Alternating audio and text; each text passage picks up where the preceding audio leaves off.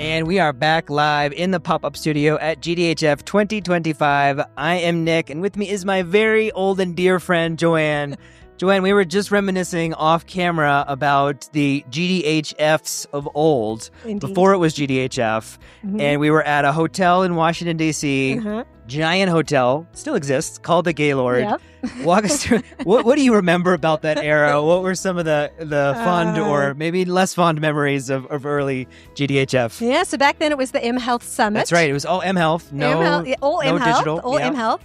And it was part of this much bigger conference that was like the HIMSS conference. That's I think right. It had all of these US companies and then the small group of people, they were interested in development and using mobile phones to... Like a couple hundred out of the 5,000 that were there. And the Gaylord as a hotel was wild because it was early December. So it had the Christmas decorations in full force. Yeah. Life-size gingerbread house. Yeah. I think there were Shrek characters. Yeah, Americans don't mess around with Christmas. And Gaylord really took it up a notch. To an extreme. And I'm pretty sure one year there was an Irish dancing convention because there were a lot of really tiny girls with ringlets and full makeup in these outfits. I didn't even know that sport existed. Not there to talk about digital health. No, that's fair. Yeah, and since then I've had a huge hiatus. So I came to the M Health Summit for about 3 years. And then I've never been to GDHF. So this is my... Here we are. It didn't scare me away. Loved it. But very happy to be here in Nairobi. All right. So I want you to maybe just take a minute and introduce yourself to the folks who may not be as familiar with you and your work. Tell us a little bit about the incredible things you're up to. Yeah. So I'm Joanne Peter. I'm the Director of Innovation at JPIGO. JPIGO is an international global health nonprofit organization.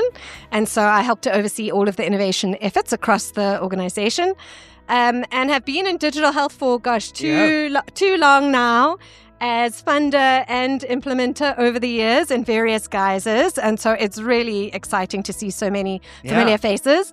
And then one of the main things that I work on now, one of the things that I'm most excited about is a program called the Health Tech Hub Africa. Okay, tell us about that. Yeah, so Health Tech Hub Africa, it's a Pan-African accelerator program.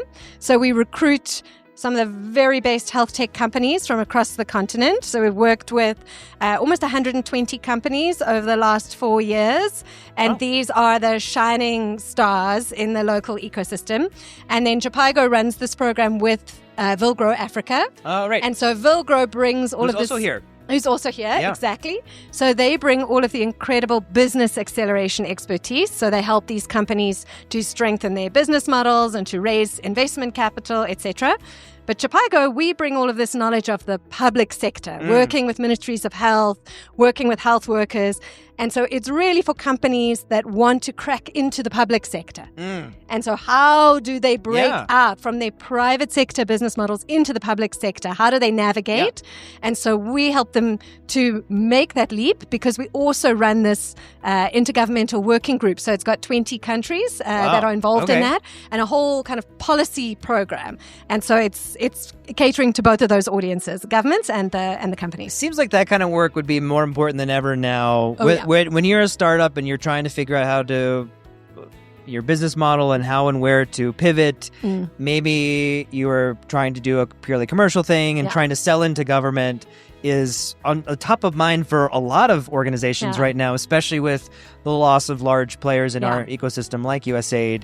That's got to be, I guess, a little bit invigorating to be in the middle of all that and trying to help some of these organizations navigate those decisions. Yeah, no, absolutely. I think that there are gaps opening up now for some of these local private companies that were never there before, because for such a long time, there were these established players that have been supported for years through a lot of more traditional development funding.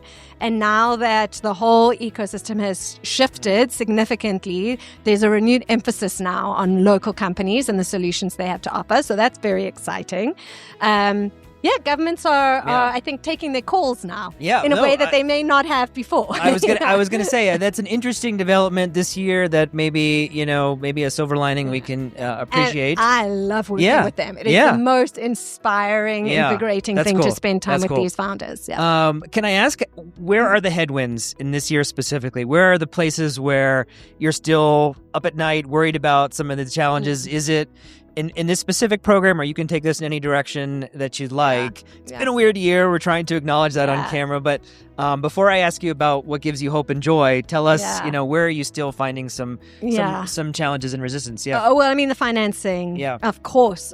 So our whole argument with these companies is that government can be a customer. The public sector can be an important market. It's the biggest market for healthcare delivery in Africa.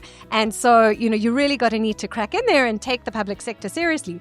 But figuring out how to get paid is still... This is the story of everyone's life, but this is a real challenge. It's really challenging because, our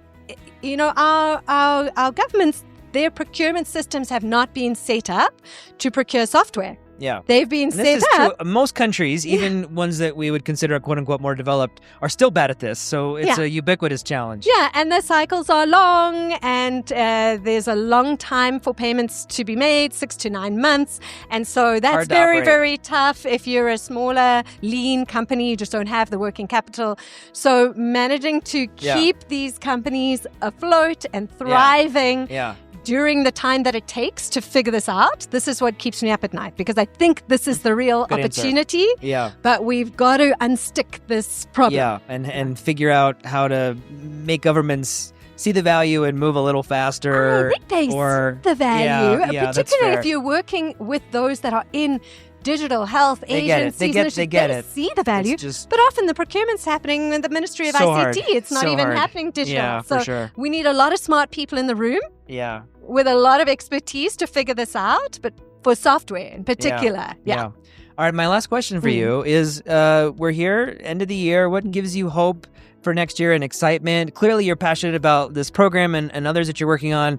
Is there anything we haven't touched on yet that is really firing you up as we head into 2026? I think even just that the meeting is happening at all. Yeah, that's true. It's the end of the year. People have been sort of kicked around a bit this year. It's been a tough one. It's been a year of survival in a lot of ways. But here we are. It's a lot of familiar faces. I'm enjoying, greeting everybody. The smiles, the energy is still there. Some people have got their lanyards are saying new companies now.